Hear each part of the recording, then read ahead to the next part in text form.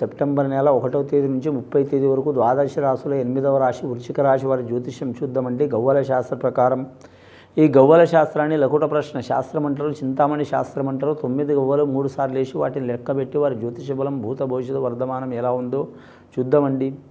అలాగే వృశ్చిక లగ్నంలో పుట్టినవారు, విశాఖ నక్షత్రం వృశ్చిక రాశిలో పుట్టినవారు, అనురాధ నక్షత్రం పుట్టినవారు, అలాగే మాత్రం జ్యేష్ఠ నక్షత్రంలో పుట్టిన వారి జ్యోతిష బలం భూత భవిష్యత్తు వర్ధమానం ఎలా ఉందో చూద్దామండి.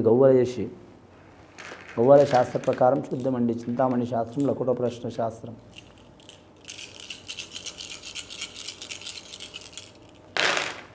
వృశ్చిక రాశి వారి జాతకంలో 3 గవ్వలు పడ్డాయండి. గురుబలం ఉన్నది వారి జాతక బలానికి. ఎక్కడ పోయినా అనుకున్నది సాధించే అవకాశం ఉంటుంది వారి జాతక బలంలా. కుడి చేతిలో ధనం ఖర్చు అయినా ఎడమ చేతిలో వచ్చే అవకాశం ఉంటుందండి.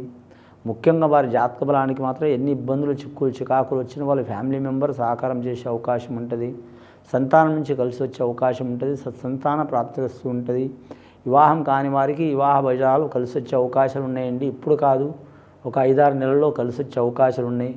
గృహ నిర్మాణం చేసిన వారు వాయిదాలు పడే అవకాశాలు ఉన్నాయండి. అలాగే కోర్టు కేసులు, చిక్కులు, చికాకులు, దారిద్ర్యబాధలు ఉన్నవారు వాయిదాలు పడే అవకాశాలు ఉన్నాయండి. పెద్దల నుంచి ఆస్తి లభించే అవకాశం ఉంటుందండి. ఖచ్చితంగా వీరి జాతకానికి మాత్రం ఎరుపు వస్త్రధారణ తొడగటం మంచిది. అలాగే మాత్రం ఎర్రని పూలతో మాత్రం అమ్మవార్లను కానీ దేవతల్ని కానీ పూజ చేయటం చాలా వరకు మంచిది. అలాగే వీరి జాతక బలానికి చూడాలంటే మాత్రం ముఖ్యంగా మాత్రం రుణ చిక్కులు పోవడానికి మాత్రం ఈ జాతకానికి చూడాలంటే మాత్రం కందులు దానం చేయటం చాలా వరకు మంచిదండి.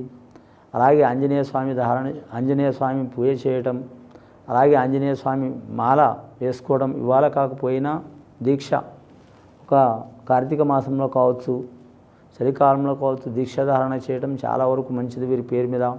ముఖ్యంగా హోటల్ ఫీల్డ్ వ్యాపారం కావచ్చు, రెస్టారెంట్ వ్యాపారం కావచ్చు, పెద్ద పెద్ద బహుళ అంతస్తులు కట్టడం కావచ్చు, కొనడం కావచ్చు, అమ్మడం కావచ్చు, అలాంటి యోగ బలాలు కలిసి వస్తాయి వీరి పేరు మీద.